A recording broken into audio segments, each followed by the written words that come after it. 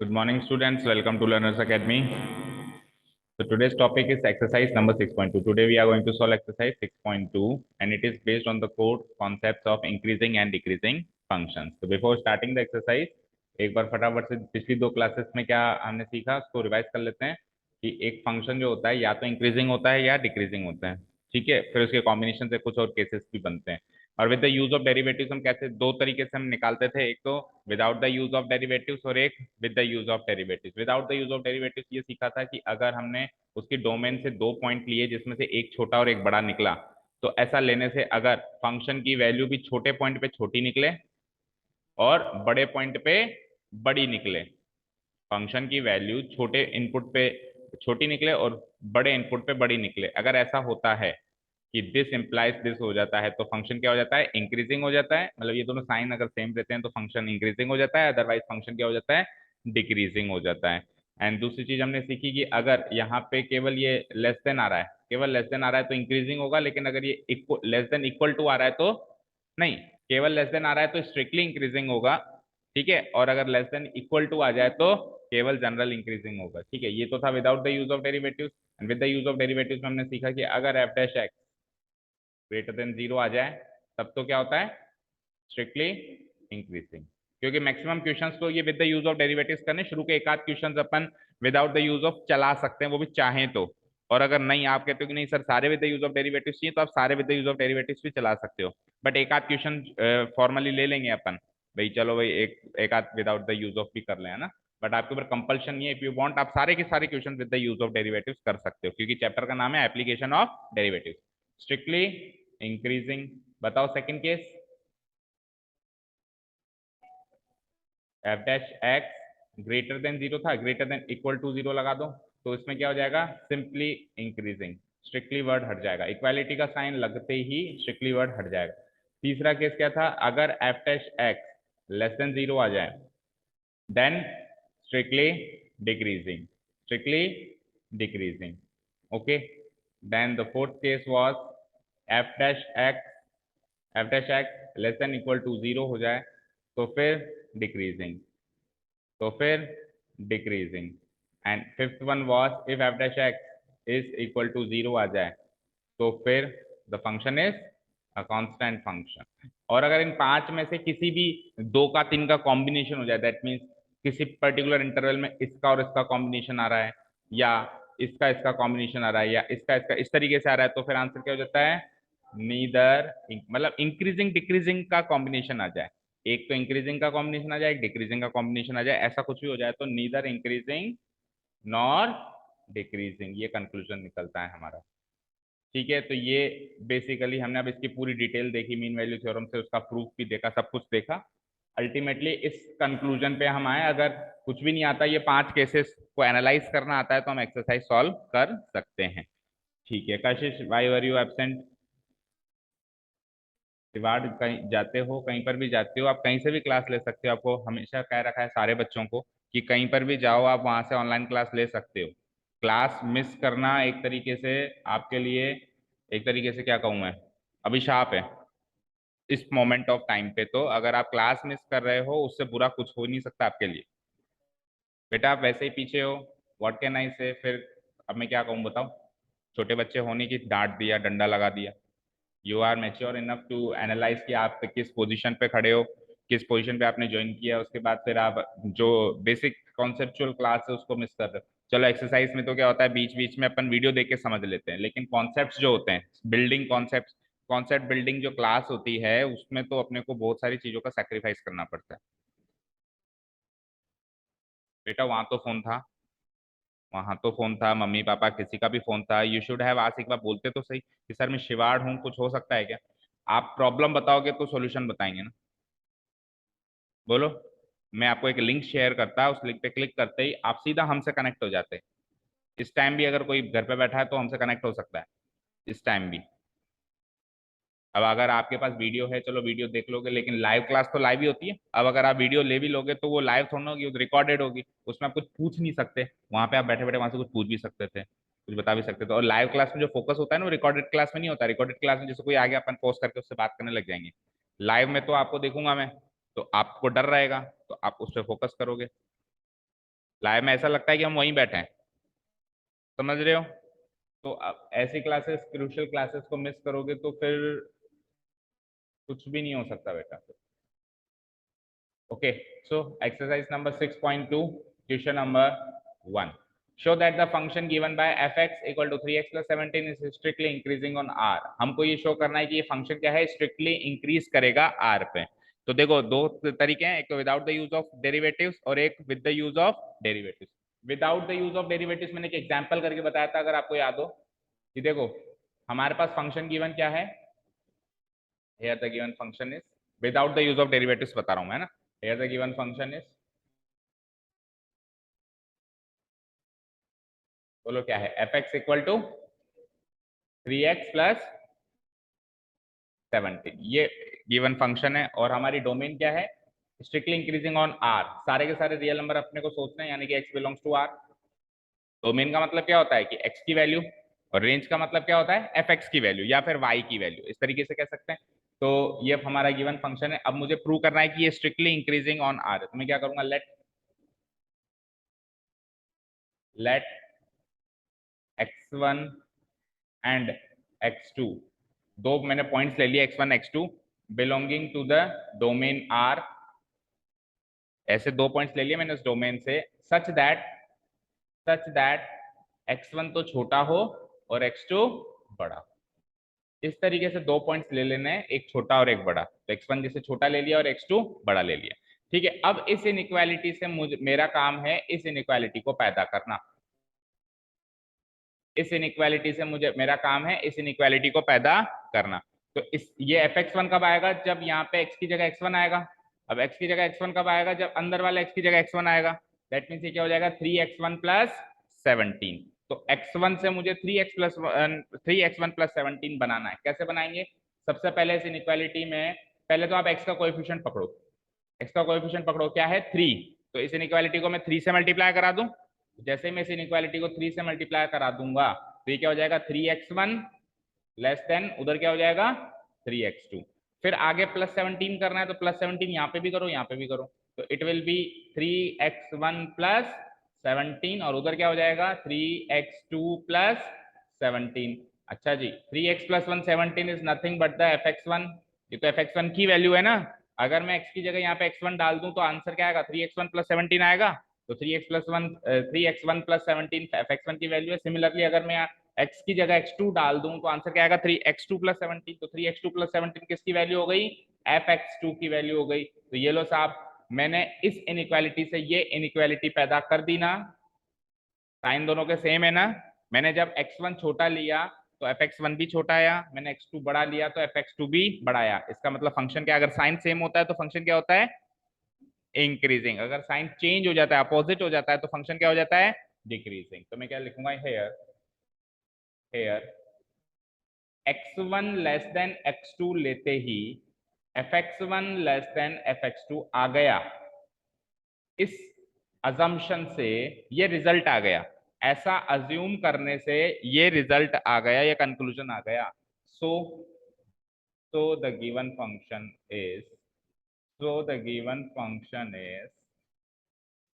Increasing. अच्छा, increasing में भी फिर दो केस हैं, या एक तो केवल इंक्रीजिंग और एक स्ट्रिक्टली इंक्रीजिंग। तो बताओ केवल इंक्रीजिंग लिखेंगे या स्ट्रिक्टली इंक्रीजिंग लिखेंगे।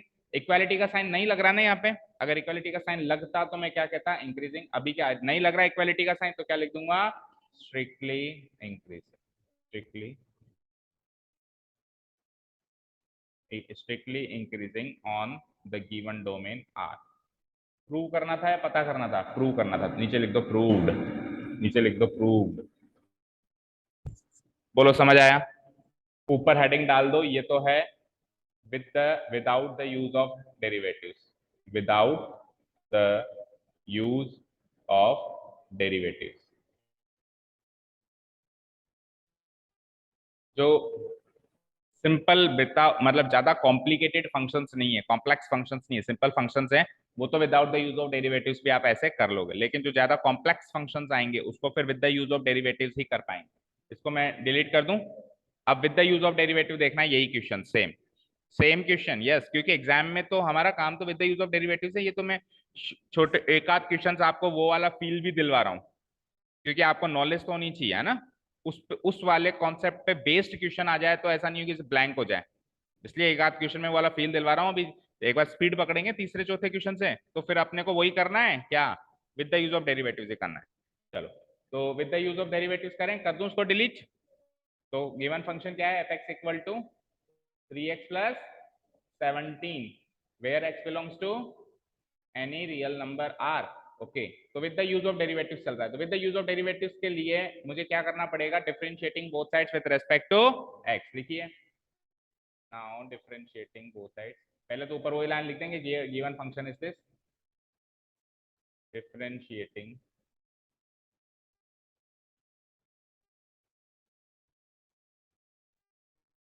with respect to x, we get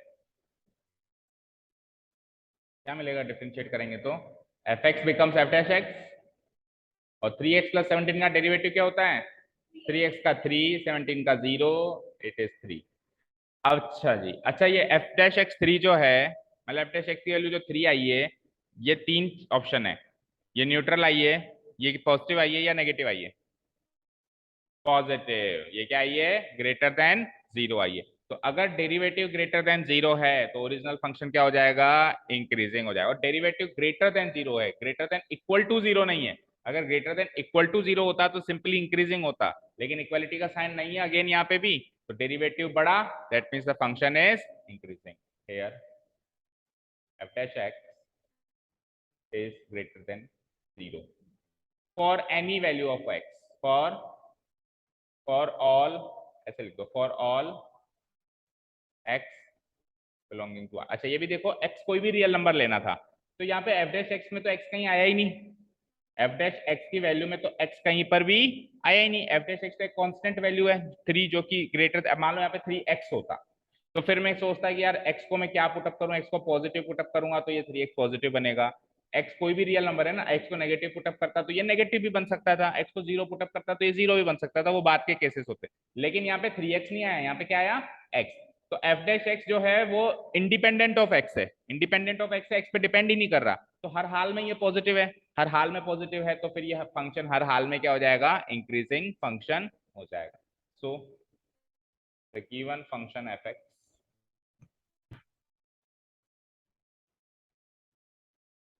the given function F x is, strictly word लगाना पड़ेगा राइट, है ना, क्योंकि इक्वालिटी का साइन नहीं है, स्ट्रिक्टली इंक्रीजिंग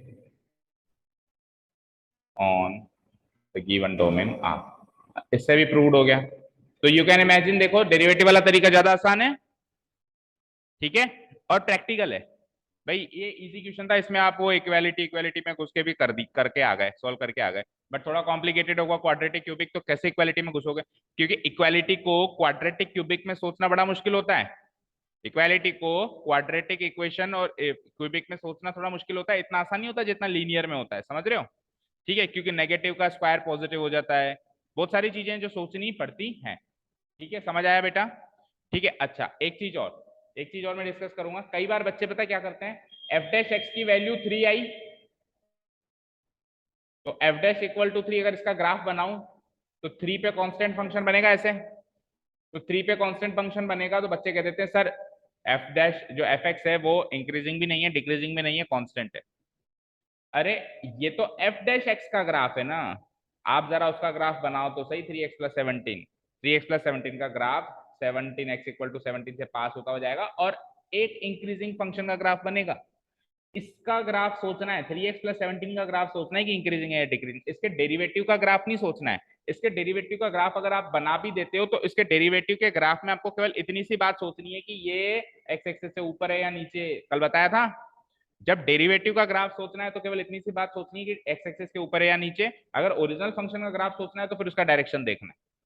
तो f dash x equal to 3 से ये कंक्लूजन मत निकाल देना कि given function is a constant function, हाँ एफ एक्स इक्वल टू 3 होता ना तब मैं कह सकता था कि गिवन फंक्शन है, क्यों, क्योंकि फिर एफ डैश एक्स 0 आता, फिर एफ डैश एक्स क्या होता, 0 आता, और एफ डैश एक्स 0 अभी मैंने 5 केसेस लिखवाए, 5 केसेस लिखवाया ना, उसमें मैंने लिखवाया ना एफ डैश इक्वल टू 0 है तो फंक्शन कांस्टेंट है, लिखवाया नहीं लिखवाया, स्टार्टिंग के जो 5 केसेस इंट्रोडक्शन में पढ़ा है, समझ आया सारी बातें, ठीक है, क्या क्या गलतियां हो सकती है वो भी एनालाइज करते चलें। Second question, question number 2, show that the given function fx equal to e to the power 2x is strictly increasing on r. ठीक है, अब बताओ with the use of derivatives करना है या without the use of derivative? With the use of derivative से शुरू कर दें हम। अच्छा, ऐसे रफली सोच लो कि अगर मैं इसको without the use of derivatives करता, ठीक है, तो x1 x2 अगर मैं 2 पॉइंट्स लेता तो fx की वैल्यू क्या आती है, मतलब x1 में सपोज करो छोटा लेता और x2 सपोज करो मैं बड़ा लेता, तो अब fx1 जब मैं लूंगा, fx1 जब मैं निकालूंगा तो fx1 क्या आ जाएगा e to the power 2x1, और fx2 जब मैं निकालूंगा तो क्या हो जाएगा e to the power 2x2। अब आप इमेजिन करो x1 छोटा लोगे तो ये वैल्यू भी छोटी आएगी, कॉमन सेंस भी। Without the use of derivatives में तो सारा एनालिसिस करना है, कैलकुलेशन कम है, एनालिसिस ज्यादा है without the use of derivatives में।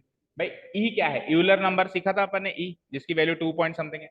अब उसके ऊपर आपने एक पावर लगा दी और x1 जो है आपने कुछ भी पावर लगाई लेटर से, लेकिन यहाँ छोटी लगाई यहाँ बड़ी लगाई, यहाँ छोटी लगाई और यहाँ पे, अच्छा एक चीज और, x1 की, हाँ x1 की जो वैल्यू है वो आप कुछ भी ले सकते हो, लेकिन इसकी जो वैल्यू आएगी, इसकी जो वैल्यू आएगी वो हमेशा क्या आएगी, पॉजिटिव आएगी। सीखा है ना अपन ने, एक्सपोनेंशियल फंक्शन है ये। एक्सपोनेंशियल फंक्शन की रेंज क्या होती है, एनी पॉजिटिव रियल नंबर। ठीक है, तो ये छोटी आएगी और ये बड़ी आएगी, ये चीज कंफर्म है। कंफर्म है कि नहीं है बताओ, आप कुछ भी सोचो। चलो x1 की वैल्यू सपोज करो आपने 2 सोच ली और x2 की वैल्यू आपने 3 सोच ली, ये छोटी सोच ली बड़ी सोच ली, तो 2 2 जा 4, तो ये तो हो गया ई स्क्वायर, और यहाँ पे 3 सोची तो 2 3 जा 6, तो ये हो गया ई क्यूब। अच्छा, ई स्क्वायर जो है ई क्यूब से छोटा होगा कि बड़ा होगा, छोटा ही होगा ना ऑब्वियसली, बोलो छोटा होगा नहीं होगा, समझ रहे हो। तो कॉमन सेंस से तो हम ऐसे सॉल्व करेंगे, बट रेयरली कोशिश करेंगे कि अपन without the use of derivative सीखें। अब with the use of derivative काफी आसान हो जाता है हमारे लिए क्वेश्चन। गिवन फंक्शन लिखो, गिवन फंक्शन क्या है, fx equal to e to the power 2x, और यहाँ पे भी रियल नंबर, मतलब x की जो डोमेन है इस फंक्शन की वो क्या है, एनी रियल नंबर। ये एक्सरसाइज कंपैरेटिव टू सारी एक्सरसाइज जो इस चैप्टर की है, 5 एक्सरसाइज है, उन सबसे इजी और डिफिकल्ट की बात तो नहीं है, बोरिंग है। जो बाकी की एक्सरसाइज जितनी एक्साइटिंग थी ना, जैसे पहली एक्सरसाइज थोड़ी एक्साइटिंग थी, रेट ऑफ चेंज, अभी थर्ड एक्सरसाइज भी एक्साइटिंग बनेगी, कुछ ग्राफ बनेंगे, कुछ टेंजेंट नॉर्मल सोचना पड़ेगा, कहीं से परपेंडिकुलर लाइन खींचेंगे, तो थोड़ा एक्साइटमेंट होता है। ये थोड़ी सी क्या है इसमें, मतलब थोड़ी सी बोर्डम फील होती है इस एक्सरसाइज में, थोड़ा अभी डीप जाएंगे हम, ठीक है। और इजी और डिफिकल्ट की बात करें तो मैं तो कहूंगा उल्टा डिफिकल्ट है, बाकी एक्सरसाइज से डिफिकल्ट है। मतलब second exercise and fifth exercise जो है मैक्सिमम मिनिमा, ये थोड़े से डिफिकल्ट पार्ट्स हैं, और बचे हुए 3 जो पोर्शन है, जैसे रेट ऑफ चेंज आ गया, टेंजेंट नॉर्मल आ गया, और तीसरा क्या था, अप्रोक्सीमेशन, ये क्वाइट इससे थोड़ा सा आसान। ठीक है चलो, हाँ बस ये देखो, ऐसे तो फिर सारे इजी है ना, अगर हमारा कॉन्सेप्ट क्लियर है तो कुछ ही मुश्किल नहीं है। हालांकि इसमें भी थोड़े से अच्छे क्वेश्चन बनेंगे, अभी ऐसी बात नहीं है। डिफिकल्ट पोर्शन बस यही है बेटा, केवल एक ही डिफिकल्ट पोर्शन है, क्योंकि डोमेन रेंज सोचना पड़ता है, किस इंटरवल में वो ऊपर जा रहा है नीचे जा रहा है, ये सोचना पड़ता है, ये थोड़ा सा बोरिंग लगता है सोचना, ये सोचना थोड़ा सा ऐसा लगता है यार क्या कर रहे हैं हम, मजा नहीं आ रहा करने में, समझ रहे बात को। ओके, हाँ जी, तो डेरिवेटिव निकाल लूं मैं, अब थोड़ा सा स्पीड पकड़ते हैं, डायरेक्ट कर दूं। सो आपको लाइन लिखनी पड़ेगी, differentiating both sides with respect to x.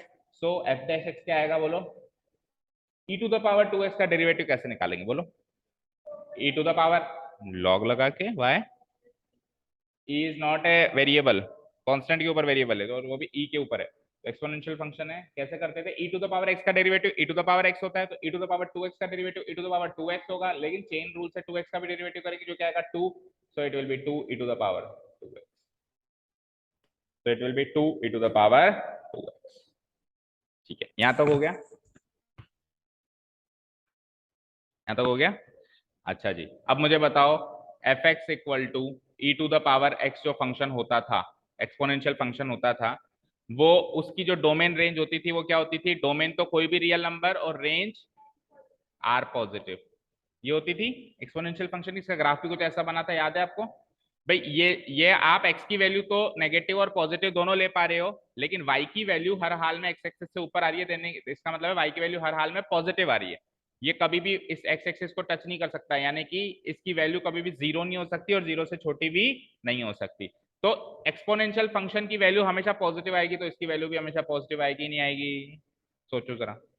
अब ये एनालिसिस करना है, कोई आगे बताएगा थोड़ी ना, और चाहे ऐसे एक्स की वैल्यू कुछ भी डाल दो, कुछ भी डाल दो, कोई कैसा, मैं तो एक्स की वैल्यू नेगेटिव डालूंगा, ले डाल के देख ले, x की वैल्यू नेगेटिव डालो, जैसे -2 डाल दी मैंने, तो क्या हो जाएगा 2 इंटू -2, 2 इंटू -2 क्या होता है -4, 2 इंटू e⁻⁴ को लिख सकता हूँ 1 डिवाइडेड बाई e⁻⁴, तो 2 डिवाइडेड बाई e⁻⁴, ई एक यूलर नंबर है पॉजिटिव, उसकी पावर 4 2 से डिवाइड करेंगे, ओवरऑल ये पॉजिटिव वैल्यू आएगी नहीं आई।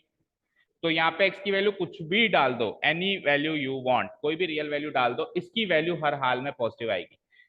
चाहे से आप पुटअप करके भी देख सकते हो, और चाहे से आपको डायरेक्ट याद है कि सारे के सारे एक्सपोनेंशियल फंक्शन की वैल्यू हमेशा पॉजिटिव आती है, उसकी जो रेंज है वो क्या होती है, पॉजिटिव रियल नंबर होती है। दोनों में से कोई भी एक बात अगर आप करना जानते हो तो आप पता लगा लोगे कि ये फंक्शन हमेशा इंक्रीजिंग फंक्शन होगा। और एक्सपोनेंशियल फंक्शन का ग्राफ कुछ ऐसे था, चेक करो, एक्सपोनेंशियल फंक्शन के जो इंट्रोडक्टरी पार्ट्स थे उसी में लिखवाया था मैंने, इट इज एवर इंक्रीजिंग लिखवाया था। Exponential function is ever increasing, logarithmic function भी हमेशा क्या होगा, एवर इंक्रीजिंग होगा। ठीक है, हमेशा बढ़ता जाएगा, कभी भी घूम के ऐसे नहीं आएगा, कभी भी नहीं आएगा। ओके ठीक है, चलिए, तो ये तो था एनालिसिस। ये एफ डैश एक्स निकाल लिया हमने, इसके आगे लिख दिया हमने, ये चलो बाद में लिख देते हैं, अपन एक लाइन लिख सकते हैं कि we know that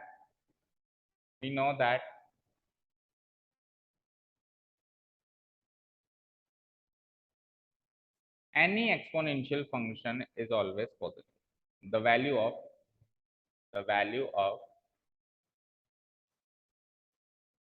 any exponential function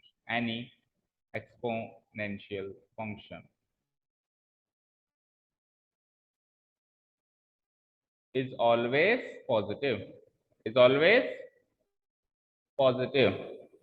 That is e to the power 2x वाला जो एक्सपोनेंशियल फंक्शन है उसकी वैल्यू हमेशा क्या आएगी, पॉजिटिव। तो इससे क्या मल्टीप्लाई हो रहा है, 2, तो positive into positive again greater than 0 का। हाँ एक चीज सुनो, अगर ये -2 होता तब इसकी ओवरऑल वैल्यू हमेशा नेगेटिव आती है, क्योंकि e to the power 2x exponential function है, इसकी वैल्यू पॉजिटिव होगी, इसकी वैल्यू पॉजिटिव होगी, उसके बगल में जो कोएफिशिएंट रखा हुआ है उससे मल्टीप्लाई करके देखना पड़ेगा। तो अभी तो +2 है, तो पॉजिटिव इंटू पॉजिटिव क्या होगा, पॉजिटिव। इन केस अगर ये -2 होता तो फिर इस ओवरऑल फंक्शन की वैल्यू क्या हो जाती, नेगेटिव हो जाती। समझ रहे हो? ओके चलिए, तो मैं लिख देता हूँ e to the power 2x positive है, तो इससे इंप्लाई करते हैं कि 2 into e to the power 2x पे हमेशा क्या होगा, पॉजिटिव होगा। इससे इंप्लाई करते हैं कि ये किसकी वैल्यू है, एफ डैश एक्स की वैल्यू हमेशा क्या ही positive. Hence the given function is, और इधर लिख लो, for any value of x belonging to r, for any value of x belonging to r, for any value of x belonging to r, hence the given function is, hence the given function fx is what, equality का sign नहीं लगा तो क्या लिखेंगे, strictly increasing on root.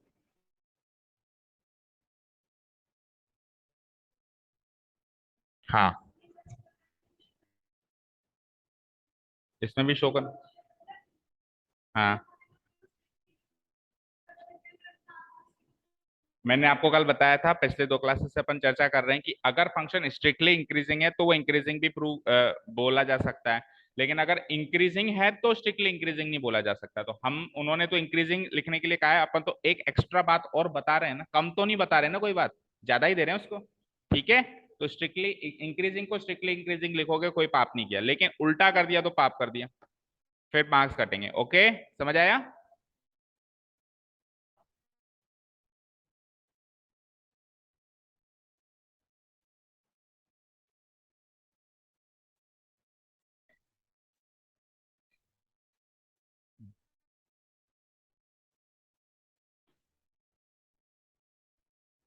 चले next question बेटा, strictly word लगा तो रहा है बेटा इसमें, देखो स्ट्रिक्टली, इसमें नहीं है, वैसे स्ट्रिक्टली है ये, है ना? ओके चलो क्वेश्चन नंबर 3, पता नहीं ये पुरानी है कि वो पुरानी है, कुल मिला के हमको तो चीज समझ में आनी चाहिए। समझ में आ रही है ना आपको? Okay question number 3, show that the function given by fx equal to sin x is strictly increasing in this interval, strictly decreasing in this interval, neither increasing nor decreasing in this। तो आपको अब क्या कह रखा है, एक में 3 question है, आपको क्या कह रहा है, एक फंक्शन है साइन एक्स, वो आपको प्रूव करना है इस इंटरवल में तो स्ट्रिक्टली इंक्रीजिंग होता है, इस इंटरवल में वो स्ट्रिक्टली डिक्रीजिंग होता है, और इस इंटरवल में वो स्ट्रिक्टली इंक्रीजिंग डिक्रीजिंग का कॉम्बिनेशन होता है, यानी नीदर इंक्रीजिंग नॉट डिक्रीजिंग। वैसे तो देखो, अगर आपको sine x function, sine x ही तो दे रखा है, साइन एक्स ही तो दे रखा है, अगर आपको साइन एक्स फंक्शन का ग्राफ भी आता है तो साइन एक्स फंक्शन का ग्राफ कुछ ऐसा होता है। अगर आपको साइन एक्स फंक्शन का ग्राफ आता है, ये जीरो होता है, ये क्या होता है π/2, और ये क्या होता है पाई, तो आप ग्राफ से देख सकते हो, देखो 0 to π/2 बढ़ रहा है, बढ़ रहा है, π/2 to पाई घट रहा है, ठीक है। और अगर 0 to पाई देखें, ओवरऑल दिस इंटरवल में देखें भाई, इस इंटरवल में तो बढ़ रहा है और इस इंटरवल में घट रहा है, और पूरे इस 0 से लेके पाई में देखें तो बढ़ भी गया और घट भी गया, तो बढ़ भी गया तो घट भी गया, तो नीदर इंक्रीजिंग नॉट डिक्रीजिंग। तो उस लिहाज से देखें तो काफी सरल क्वेश्चन है हमारे लिए, but with the use of derivatives हमको इसको प्रूव करके बताना है। तो with the use of derivatives मैंने इसी को कल करवा के बताया था कि आप इसका डेरिवेटिव सोचो, तो साइन एक्स का डेरिवेटिव क्या होता है कॉस एक्स, कॉस एक्स का ग्राफ कुछ ऐसा होता है, ऐसा होता है। तो देखो, जब जब डेरिवेटिव का ग्राफ ऊपर है, एक्स एक्सिस से ऊपर है, तब तो फंक्शन इंक्रीजिंग ऊपर है ना, जैसे नीचे आ गया तो ओरिजिनल फंक्शन डिक्रीजिंग। डेरिवेटिव का ग्राफ जब एक्स एक्सिस से ऊपर तो ओरिजिनल फंक्शन इंक्रीजिंग, डेरिवेटिव का ग्राफ जब एक्स एक्सिस से नीचे तो ओरिजिनल फंक्शन डिक्रीजिंग। और डेरिवेटिव का ग्राफ अगर मैं इस इंटरवल में सोचूं, यहां से लेके यहां तक, तो एक्स एक्सिस के ऊपर भी है और एक्स एक्सिस के नीचे भी है, दोनों में ही है, तो फिर नीदर इंक्रीजिंग नॉट डिक्रीजिंग, यहां से यहां। ठीक है, क्लियर है, ठीक है। चलो, ये तो था हमारा पर्सनल एनालिसिस कि हाँ मुझे आती है ये चीजें, अब इसको करना कैसे है। तो फर्स्ट ऑफ ऑल तो मैं गिवन फंक्शन लिख देता हूँ, क्या गिवन फंक्शन है, f x equal to sine x. अच्छा, जो डोमेन है वो अभी क्लियर नहीं करेंगे, 3 क्वेश्चन हैं डोमेन के लिए, डोमेन ही तो चेंज करिए तीनों क्वेश्चन में, उसने फंक्शन तो वही रखा है, तो एफ डैश एक्स निकाल लेंगे हम यहाँ से पहले तो f dash x equal to sine x का डेरिवेटिव सब जानते हैं क्या होता है cos x।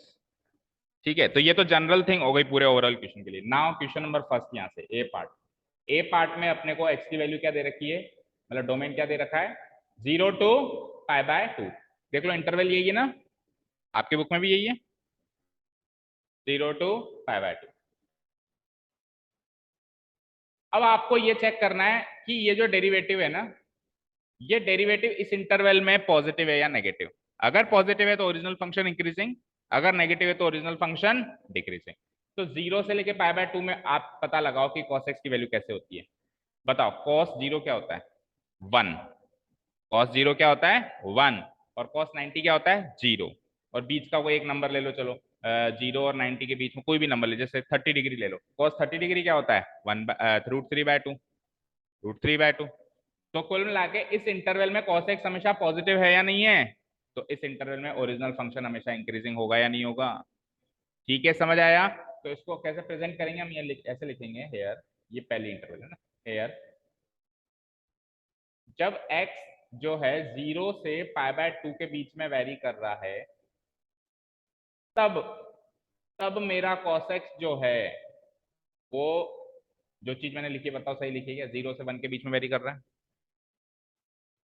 फर्स्ट क्वाड्रेंट में जब x जो है, जो एंगल है 0 से 90 डिग्री के बीच में घूम रहा है, तो cos x की वैल्यू 0 से 1 के बीच में घूमेगी नहीं घूमेगी। cos x की वैसे भी ओरिजिनल वैल्यू -1 से 1 के, इससे बाहर तो वैसे भी नहीं जाती, cos x की ये रेंज होती है, लेकिन फर्स्ट क्वाड्रेंट में तो वो 0 से बाहर नहीं जाती।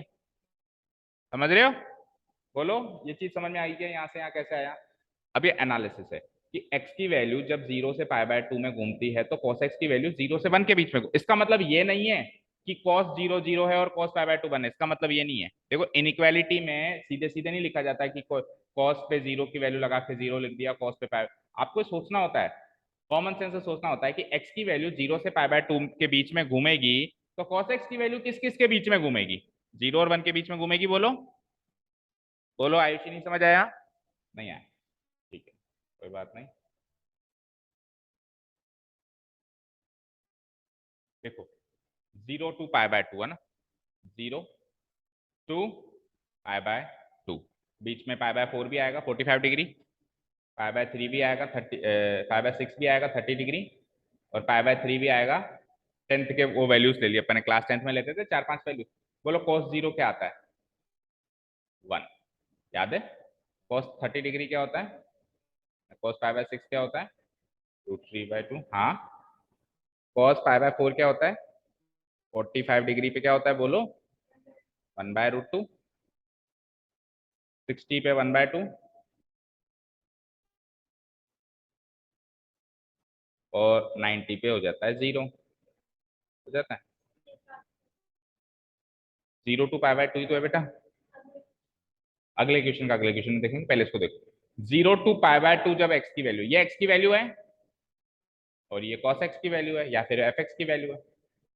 तो जब x इस इंटरवल में घूमा तो cos x की वैल्यू देखो, 1 हुई, ये हुई, ये हुई, ये हुई, तो 0 to 1 के बीच में ही रही, रही कि नहीं रही? दूसरी बात, आपने ओपन इंटरवल लिया है तो x की वैल्यू 0 और π/2 नहीं लेनी है, बीच की वैल्यू लेनी है। दैट मीन्स ये केस और ये केस नहीं लेना है। तो अब देखो, अब cos x की वैल्यू भी 0 और 1 नहीं हो सकती, इसके बीच में रहेगी। तो इसके बीच में आने 1/2 हो सकती है, 1/√2 हो सकती है, कुल मिला के पॉजिटिव रहेगी नहीं रहेगी? और 0 और 1 के बीच में रहेगी नहीं रहेगी? तो मैंने लिखा है जो गलत है क्या भाई, x की वैल्यू जब 0 और π/2 के बीच में घूम रही है तो cos x की वैल्यू 0 और 1 के बीच में घूम रही है। ये गलत लिखा क्या मैंने? समझ आया? आपको उस इंटरवल के कुछ पॉइंट्स लेके एनालाइज करना है, और अगर ट्रिग्नोमेट्रिक फंक्शंस पे कमांड अच्छी है तो देखते ही पता चल जाता है, बच्चों को रटा हुआ रहता है कि 0 to π/2 फर्स्ट क्वाड्रेंट है, फर्स्ट क्वाड्रेंट में cos x हमेशा 0 to 1 के बीच में घूमता है। ठीक है, cos x का ग्राफ याद नहीं है बेटा? बोलो आयुषी, cos x का ग्राफ याद है? cos x का ग्राफ कुछ कैसा था? ऐसा था, 0 पे 1, π/2 पे 0, फिर पाए पे -1, पाए पे -1, फिर 3π/2 पे अगेन 0, और फिर 2 पाए पे वापस 1। ठीक है, ये 0, ये π/2, ये पाए, ये 3π/2 और ये 2 पाए। 0, 90, 180, 270 और 360 डिग्री। ठीक है, आप देखो 0 से लेके π/2 में इसकी वैल्यू जो है कहां से कहां गई? 0 से लेके 1 के बीच में ही रही। फिर π/2 से पाए के बीच में इसकी वैल्यू 0 से -1 के बीच में रहेगी। फिर वापस आ जाओ, पाए से पाए 3π/2 में वापस -1 और 0 के बीच में रहेगी। ठीक है, और फिर वापस 3π/2 से 2 पाए में इसकी वैल्यू वापस 0। ओवरऑल तो -1 और 1 के बीच में घूमती है, लेकिन इस इंटरवल में जो है 0 और 1 के बीच में घूम रही है। और क्योंकि अपन ने जो एंड पॉइंट है उसको एक्सक्लूड कर दिया, तो वैल्यू में भी जो एंड पॉइंट है वो एक्सक्लूड हो जाएंगे। मान लो अगर यहाँ पे ऐसे होता तो फिर यहाँ पे ऐसे होता, तो फिर यहाँ पे भी ऐसे होता, वो पॉइंट्स भी शामिल करने पड़ते। समझ आई? ठीक है, चलिए। तो अब इनइक्वालिटी का साइन कुल मिला के इसको मैं क्या लिख सकता हूं कि 0 नहीं हो सकती और 1 नहीं हो सकती, 0 नहीं हो सकती और 1 नहीं हो सकती, और 0 और 1 के बीच में रहेगी, 0 और 1 के बीच में रहेगी। तो मैं ये कह सकता हूं क्या कि f'(x) जो आया है मेरा वो ग्रेटर देन 0 है।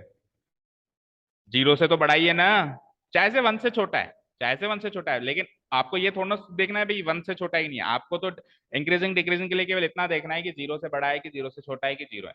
0 से तो बड़ा है, और 0 से बड़ा है, तो hence the given function is strictly increasing, hence the given function f(x) is strictly increasing इन जो भी डोमेन दे रखी है 0 to π/2। और स्ट्रिक्टली वर्ड लगेगा ना, बोलो यस और नो, क्योंकि यहाँ पे इक्वालिटी का साइन नहीं आया। ठीक है, कब नहीं लगता, चलो बताओ कब नहीं लगता, बता सकता है कोई? वो कब आता?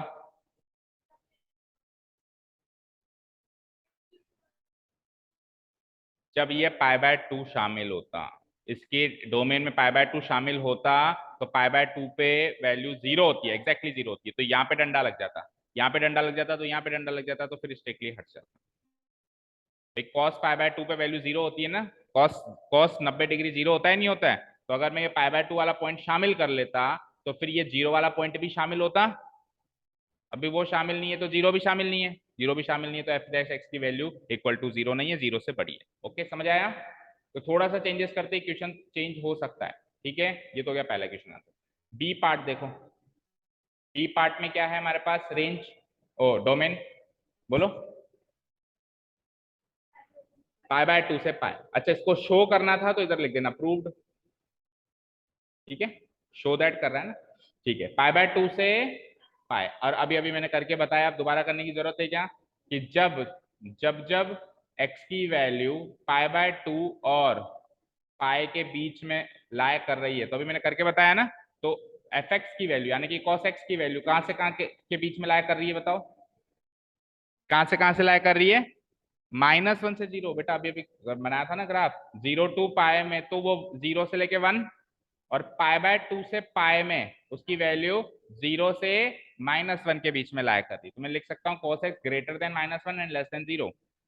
तो ओवरऑल नेगेटिव हो गई, ओवरऑल एफ डैश एक्स क्या हो गया यहाँ पे, नेगेटिव हो गया, लेस देन 0। बहुत क्रूशियल है बेटा, सारे ट्रिग्नोमेट्रिक फंक्शंस के ग्राफ आपको पता होने चाहिए। कुछ भी पढ़ रहे हो आप, मैथ्स का कुछ भी पढ़ रहे हो, वो उससे आप बच ही नहीं सकते, वो तो आपको याद करना ही पड़ेगा। अगर आपको नहीं याद करके आते हो तो कहीं ना कहीं जरूर फंसोगे। हमको लगता है कई बार भी ये तो कि हमारी क्वेश्चंस है नहीं, लेकिन ट्रिग्नोमेट्री की नॉलेज तो आपको चाहिए ही चाहिए। एक बार आपने 10th क्रॉस कर लिया, 10th के आगे का कुछ भी कर रहे हो, ठीक है।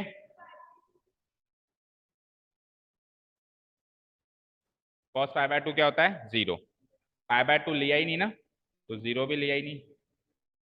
-1 से बड़ी होगी और 0 से छोटी होगी। हाँ, अगर इधर पाई बाय 2 लेता तो फिर इधर 0 भी लेना पड़ता, क्योंकि cos पाई बाय 2 पे एग्जैक्ट वैल्यू 0 मिलती cos x की। लेकिन वो नहीं ले रहा हूं मैं, है ना, डोमेन में ओपन इंटरवल है। अगर ऐसे होता ना तो ये सब कुछ होता। नहीं, ऐसे उल्टा कैसे बोलोगे, ऐसे थोड़ा ना बोल सकते हैं कि 0 से बड़ी और -1 से छोटी है तो कोई इंटरवल ही नहीं बनी। ठीक है ना, 0 से छोटी नहीं, 0 से छोटी -1 से बड़ी, सही है ना, बिल्कुल भाई। -1 नंबर लाइन में लेफ्ट साइड पे आता है और 0 राइट साइड में आता है, क्या बोलूंगा, -1 से बड़ी 0 से छोटी, ऐसे ही तो लिखना पड़ेगा। ओके फाइन, ठीक है, तो फिर क्या लिख देंगे, here here f dash x, that is जो एफ डैश एक्स है वो हर हाल में इस इंटरवल में तो लेस देन 0 है ना। इसके आगे इंटरवल लिख देना, for x belonging to, for all x belonging to. F dash x greater than 0 कब है, जब एक्स इस इंटरवल में, for x belonging to 0 to pi by 2। और यहाँ पे f dash x less than 0 कब है, for all x belonging to pi by 2 से पाई। ठीक है, तो फिर हेंस लास्ट वाला स्टेप लिख दो, कॉपी पेस्ट कर दो, hence the given function is, hence the given function fx is strictly decreasing, strictly decreasing in जो भी इंटरवल दे रखी है पाई बाय 2 टू पाई। ठीक है, ये हो गया सेकेंड पार्ट भी प्रूव। बताओ यहाँ तक कोई दिक्कत।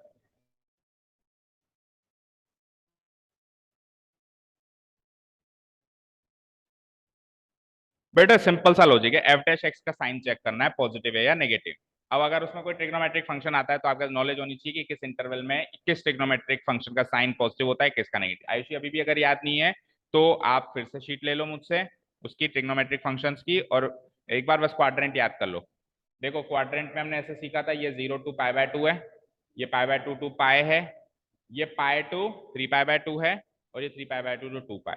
ठीक है, 0, 90, 180, 270, 360 डिग्री, ऐसे ही तो करते हैं। अब उसके बाद फिर हमने एक रूल सीखा था, बोलो। फर्स्ट क्वाड्रेंट में सारे फंक्शंस पॉजिटिव होते हैं, सेकंड क्वाड्रेंट में कौन पॉजिटिव होता है, बताओ। फर्स्ट क्वाड्रेंट में सारे फंक्शंस पॉजिटिव, सेकंड क्वाड्रेंट में कौन कौन से फंक्शन पॉजिटिव होते हैं सेकंड क्वाड्रेंट में, साइन और कोसेक। थर्ड क्वाड्रेंट में tan और cot पॉजिटिव होते हैं, और इसमें cos और sec पॉजिटिव होते हैं।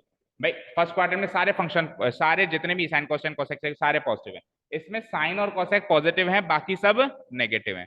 इसमें tan और cot पॉजिटिव है, बाकी सब नेगेटिव है। और इसमें cos और sec पॉजिटिव है, बाकी चारों नेगेटिव है। अब हमारा फंक्शन था cos x, हमको cos x का साइन देखना है, ओरिजिनल फंक्शन का साइन नहीं देखना है, इसके डेरिवेटिव का साइन देखना है। तो cos x फर्स्ट क्वाड्रेंट में पॉजिटिव, सेकंड क्वाड्रेंट में साइन और कोसेक पॉजिटिव है, बाकी सब नेगेटिव है ना, तो कोसेक भी नेगेटिव होगा। तो ये फर्स्ट क्वाड्रेंट की बात हो रही है, इसमें ये पॉजिटिव है। ये सेकंड क्वाड्रेंट की बात हो रही है, इसमें ये नेगेटिव होगा क्योंकि सेकंड क्वाड्रेंट में तो ओनली साइन एंड कोसेक ही तो पॉजिटिव होते हैं। तो ये छोटी मोटी बातें भी पता है तो भी याद हो जाएगा भाई कोसेक साइन एक्स कैसे चलेंगे अलग अलग क्वाड्रेंट्स। ठीक है, और अभी भी नहीं समझ में आया है तो फिर अभी समझ के जाना, डिटेल में और समझा दूंगा आयुष। ठीक है, इसका थर्ड पार्ट कैसे करोगे? थर्ड पार्ट में हम लिखेंगे, हमसे इंटरवल क्या दे रखी है, एक्स बिलोंगिंग टू 0 to पाई, 0 से लेके 180 डिग्री। तो मैं इसको 2 पॉइंट से बना के लिखूंगा कि नाउ वी हैव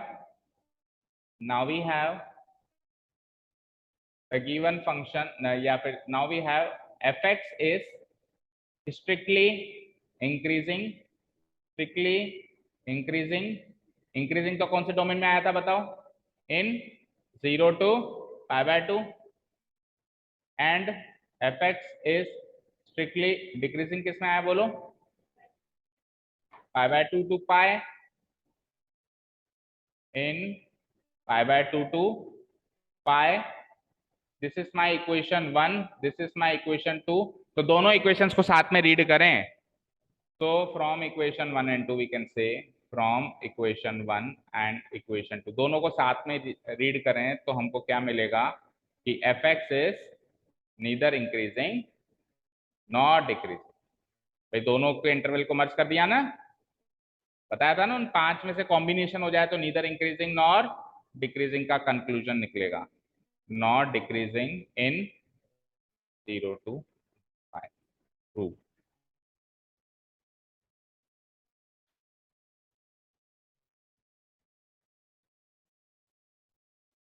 समझ आया? बोलो कोई डाउट? ठीक है, हो गया टाइम 7:34।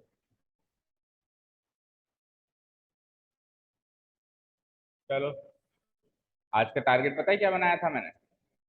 टोटल कितने क्वेश्चन हैं? 19। तो एटलीस्ट हाफ, करीब 8-9 क्वेश्चन, यानी फर्स्ट पेज के सारे क्वेश्चन करने का टारगेट था। आज कितने हुए? 3। तो थिंक अबाउट इट और थोड़ा सा चेंजेस करो अब, क्योंकि बहुत पीछे चल रहे हैं हम। कहाँ तो किसी स्टेज पे बहुत आगे चल रहे थे, लेकिन अभी बहुत पीछे चल रहे हैं। यहाँ तक आते आते हमारा चैप्टर 6 ओवर हो जाना चाहिए था और चैप्टर 7 स्टार्ट हो जाना चाहिए था। अगर आप चाहते हो कि आपके हाफ ईयरली से पहले कम से कम 13 में से 11-12 चैप्टर खत्म हो जाएं हाफ ईयरली स्टार्ट होने से पहले, तो थोड़ा सा अब चेंजेस करना पड़ेगा। ठीक है, फिर शाम वालों को कब बुलाऊं जो शाम को आते हैं? 8 बजे। आपने लेट ज्वाइन किया ना, आपकी गलती थी। भाई मेरे पास जो पहले आता है उसको प्राइम टाइम मिलता है, जो लेट आता है, अभी जैसे 11th वाले और भी लेट आने की कह रहे हैं तो उनको उससे भी घटिया टाइम मिलेगा, सुबह 5 बजे वाला। आप थोड़ा लेट आए, आप अगर थोड़ा टाइम से आते तो आपको प्राइम टाइम मिलता, 5 से 6 का स्लॉट मिलता। वो पहले आए तो उनको मिल चुका है, अब वो साल भर वैसे ही चलेगा। हाँ, उनका कोर्स हो जाएगा फिर कंसीडर कर सकता हूँ मैं, जब तक कोर्स नहीं होगा तो उन्हीं को प्राइम टाइम मिलेगा। ओके, चलो, thank you so much for listening to us, have a nice day, keep learning. आज तो बेसिक क्वेश्चन ही किए, कल से अच्छे से क्वेश्चन, अच्छे वाले क्वेश्चन शुरू होंगे।